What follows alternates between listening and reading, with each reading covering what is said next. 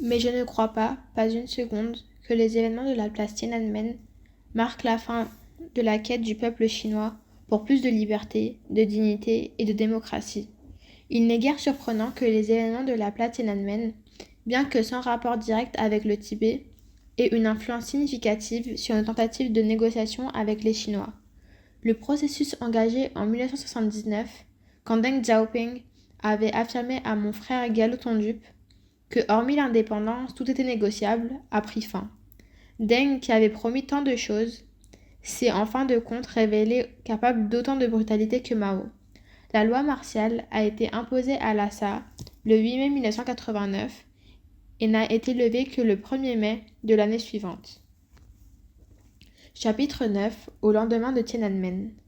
Un des effets immédiats de la tragédie de Tiananmen était que pour la première fois, une grande partie du peuple chinois, surtout les nombreux intellectuels et dissidents qui avaient fui la Chine après la répression, a commencé à montrer davantage d'empathie envers les épreuves subies par le peuple tibétain.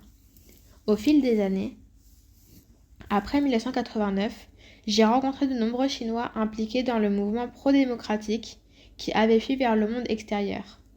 Paris, Londres, la Suisse, l'Allemagne, les États-Unis, le Canada, l'Australie ainsi que le Japon.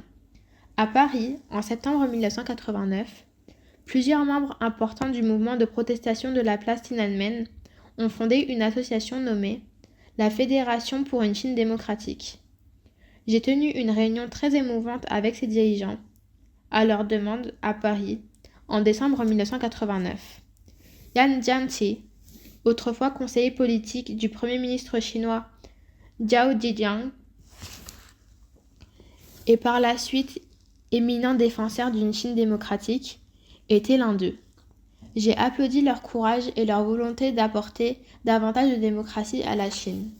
Étant donné la taille de la population chinoise, faire de la Chine une démocratie est une mission vraiment noble. Et ces personnes ont besoin de persévérance et d'une détermination sans faille pour y parvenir. Je leur ai fait part de notre propre combat pour la liberté et la dignité des Tibétains, en ajoutant que nous resterons totalement impliqués dans notre cause et que nous ne laisserons jamais décourager, quel que soit le temps que ça prenne. J'ai saisi l'opportunité de souligner que pour mener notre lutte, nous avions décidé de suivre l'approche de la voie médiane, c'est-à-dire de ne pas viser l'indépendance, mais plutôt une véritable autonomie qui nous permettrait de survivre et de prospérer en tant que peuple avec notre propre langue, culture et religion. Je leur ai aussi rappelé qu'en comparaison avec notre combat pour la liberté, leur lutte en faveur d'une Chine démocratique venait à peine de commencer. Par la suite, je me suis également entretenue avec d'autres personnalités éminentes au sein des Chinois dissidents, et particulièrement avec Wei Jingsheng, le célèbre militant des droits de l'homme qui a connu la notoriété en 1978 grâce à son essai « La cinquième modernisation », affiché sur le mur de la démocratie à Pékin, et Harry Wu, qui a joué un rôle essentiel dans la dénonciation des horreurs du système de goulag chinois. Ce dernier m'en a fait plusieurs fois incité à reconsidérer ma position et à faire campagne pour une indépendance totale du Tibet. En 1991, lors d'une conférence sur les droits de l'homme à l'Université Columbia à New York, et j'ai eu l'honneur de partager la tribune avec l'éminent astrophysicien chinois Fang Linqi, qui à l'époque vivait déjà en exil. J'ai aussi rencontré Wang Ruowang, le remarquable écrivain chinois qui notoirement avait envoyé une lettre à Deng Xiaoping pour soutenir le mouvement mené par les étudiants à Tiananmen, et qui avait co-dirigé une manifestation dont le parcours se terminait devant la mairie de Shanghai. Ces grands intellectuels chinois et les centaines de leaders étudiants qui avaient fui la Chine après Tiananmen se battaient pour plus de liberté, de dignité et de démocratie en Chine. Peu importe le portrait que faisait d'eux le Parti communiste de toutes ces personnes qui avaient payé un lourd tribut pour être en accord avec leur conscience, étaient de véritables patriotes qui se souciaient vraiment de l'avenir de la Chine et de sa place dans le monde. J'ai toujours insisté sur le fait que nous ne luttons pas contre le peuple chinois, mais contre un régime oppressif et pour les droits du peuple tibétain. Alors logiquement, j'ai de l'empathie pour d'autres communautés opprimées par le régime communiste chinois, et cela comprend le peuple chinois, les Mongols de la Mongolie intérieure et le peuple ouïghour au Turkestan oriental. J'ai rencontré un certain nombre de Ouïghours en exil, notamment Issa Alptekin et son fils Erkin Alptekin, et par la suite Rebia Kader et Dulkun Issa, respectivement l'ancien et l'actuel président du Congrès mondial des Ouïghours. Je leur ai fait part de l'importance d'embrasser une approche strictement non violente dans une lutte légitime pour la liberté et de ma conviction constante que dans tout conflit, seule la non-violence et la prise en compte des besoins et des préoccupations des deux parties permettent de trouver une solution durable. Adopter une approche qui bénéficie aux deux parties est vital pour trouver des solutions à travers la méthode non violente. En leur parlant de la lutte des Tibétains, j'ai répété ce que j'avais souvent déclaré à nos soutiens dans la communauté internationale, que je ne les considère ni anti-chinois, ni pro-tibétains, mais pro-liberté et pro-vérité. L'obtention du prix Nobel de la paix en octobre 1989 et la cérémonie à Oslo, qui a suivi, ont attiré une grande attention internationale sur la cause du Tibet.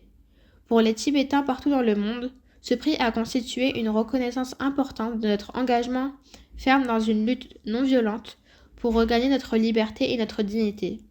Pour moi personnellement, l'un des aspects les plus émouvants de cette expérience était de voir les visages ravis et festifs de tant de Tibétains et de nos soutiens internationaux qui avaient travaillé sans relâche pendant des décennies.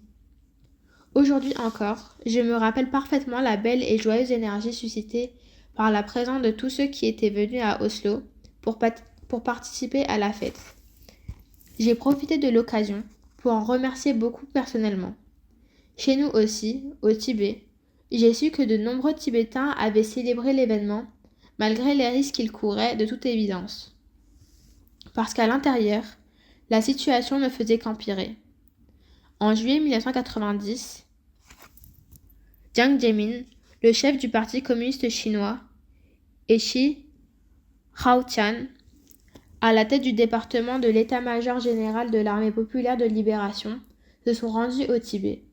À l'époque, tout comme en Chine, la faction au pouvoir était beaucoup plus dure. Les autorités chinoises mettaient l'accent sur la loyauté envers la mère patrie et le combat contre le sectionnisme, c'est-à-dire contre moi et la communauté en exil.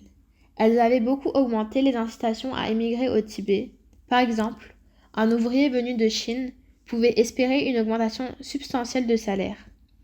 Cette migration croissante a causé un grand ressentiment chez les Tibétains et même chez les cadres tibétains du Parti communiste.